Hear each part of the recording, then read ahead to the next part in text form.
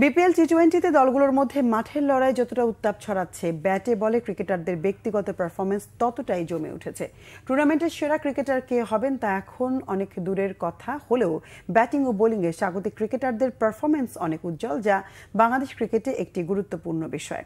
দল হিসেবে পয়েন্ট টেবিলে পঞ্চম স্থানে থেকে নকআউট স্টেজের জন্য লড়লেও বিপিএল এর সেই আসরে এখন সেরা ব্যাটসম্যান রাজশাহীর অধিনায়ক এনামুল হক বিজয়।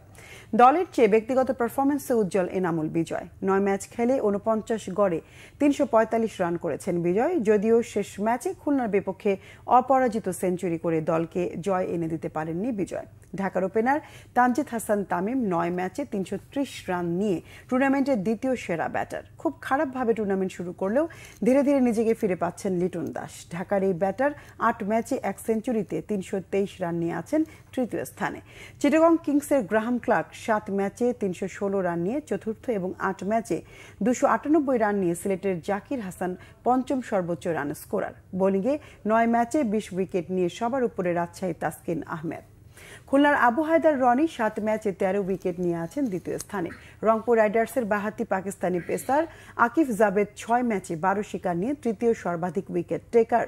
11 উইকেট নিয়ে চতুর্থ থেকে সপ্তম স্থানে আছেন রংপুরের খুশদিল শাহ, চিটাগাংয়ের আল ইসলাম ও খালেদ আহমেদ এবং সিলেটের তানজিম হাসান সাকিব।